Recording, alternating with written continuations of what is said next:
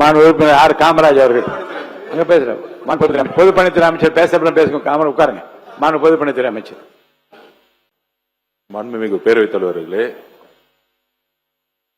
நம்மளுடைய முன்னாள் விவசாயத்துறை அமைச்சர் விவசாயத்துறை மானியத்துக்கு போய் சொன்னாரு, அண்ணன் நேரு கிட்ட ஆயிரக்கணக்கான விவசாய நிலம் இருக்கு, அவர் அங்கேயே நெல் எல்லாத்தையும் போட்டு உற்பத்தி பண்ணிக்கிறாருன்னு. ஆனா ஒரு பரம ஏழையா இருக்கக்கூடிய மாதிரி அண்ணன் ரேஷன் கடையில தான் அரிசி சாப்பிடுறாருன்னு ஒரு தகவல் இன்னைக்குதான் அது தெரியுது. அதனால அதாவது என்னோட பதிவு நான் முடிச்சிடுறேன், நீங்க பேசும்போது நான் முடிச்சிடுறேன்.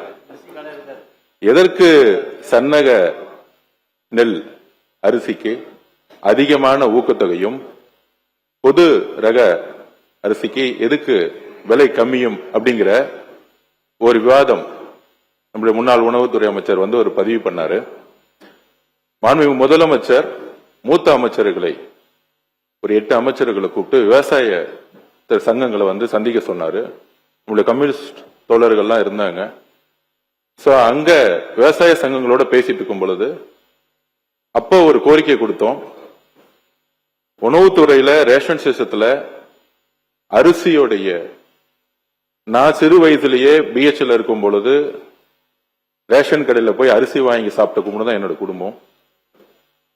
அப்ப சாப்பிடும் போதே அரிசியோடைய அளவு எப்பயுமே பெருசா இருக்கும். அதோடைய கலர் பாத்தீங்கன்னா நம்மளுடைய எல்லார் வீட்லயும் இப்ப நம்ம சாப்பிடக்கூடிய அரிசி நிறைய பேர் சில சட்டமன்ற உறுப்பினர்கள் ரேஷன் அரிசி சாப்பிடறான்னு சொல்றாங்க. நம்ம அது தனிப்பட்ட இது போல பெரும்பாலும் இங்க இருக்கக்கூடிய சட்டமன்ற உறுப்பினர்கள் தன்னுடைய மனசாட்சிப்படி தெரியும் யாரும் ரேஷன் கடையில இருந்து அரிசி வாங்கி சாப்பிடுறது இல்ல. பெரும்பாலும் நான் இதுதான் உண்மையதான், நாங்கள் உண்மையை பதிவு பண்றோம். இங்க மக்கள் என்ன நினைக்கிறாங்கிறத உண்மையை நம்ம பதிவு பண்ணணும். இதுல இந்த ஆட்சி அந்த ஆட்சி போன ஆட்சி 50 வருஷ ஆட்சி பத்தி பதிவு பேசல.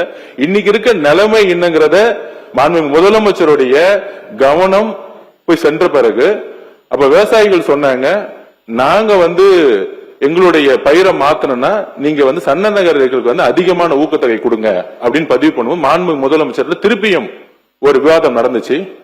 அப்ப மாண்புமிகு முதலமைச்சர் சொன்னாரு, மற்ற ஆட்சிகள்லாம் விட்டுருவோம், நம்ம ஆட்சியில கொடுக்கக்கூடிய அரிசி சன்ன நகர் நெல்லா நம்ம கொடுப்போம், அரிசியா கொடுப்போம் மக்களுக்கு. நம்ம ரேஷன்ல கொடுக்கக்கூடிய அரிசியை அனைத்து ரேஷன் கடையில் வச்சிருக்கக்கூடிய எல்லா மக்களும் முக்கியமாக தாய்மார்கள் வாங்கிட்டு போகக்கூடிய அரிசி அவங்க ஒரு அண்ணனா ஒரு அம்மாவுக்கு ஒரு அரிசி கொடுக்கிற இடத்துல அவர் சொன்னது, நம்ம கொடுக்கிற அரிசி அவங்க வீட்டுல சாப்பிடணும், சாப்பிடக்கூடிய அரிசியா மாத்தணும் சொன்னது எங்களுடைய முதலமைச்சர். இது உண்மை. இதற்குதான் சன்ன நகர் நெல் அரிசிக்கு அதிகமான ஊக்கத்தொகை கொடுத்து டெல்டா மாவட்டங்கள்ல இனி வரும்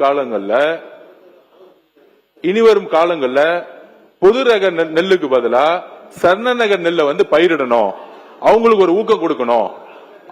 அவங்க பயிரிட்டாதான் அதை நம்ம கரெக்டா ப்ரொக்யூர் பண்ணி மக்களுக்கு ரேஷன் கடையில கொடுக்க முடியும். ஏன்னா அவங்க அதிகமான உற்பத்தி பொது ரகம் பண்ணிட்டாங்கன்னா ரேஷனுக்கு நம்ம சரியான நெல்லை கொடுக்க அரிசி கொடுக்க முடியலங்கிறதுக்காக தான் சன்ன நெல்லை உற்பத்தி அதிகப்படுத்துறதுக்கு பதிவு பண்றோம். உண்மையாக சொல்கிறோம், தாய்மார்களுடைய வழியிலிருந்து சொல்றோம். இன்றைக்கு அதை மாற்றக்கூடிய ஒரு அரசாக 90% இன்றைக்கு அந்த அரிசியை வாங்கி யாரும் சாப்பிடுறதில்ல. இட்லி மாவு யூஸ் பண்றாங்க.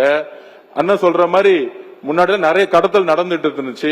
இதெல்லாம் தடுத்து ஆந்திராவுக்கு போயிட்டு இருந்துச்சு, கர்நாடகா போயிட்டு தடுத்து நிப்பாட்டி இன்னைக்கு வரக்கூடிய காலத்துல சன்ன நகர் அரிசியை நெல்லை வாங்கி அதை கரெக்டா ஸ்டோரேஜ்ங்கிறது கிடையாது. இது இந்த அரசு அந்த அரசு சொல்லவல்ல.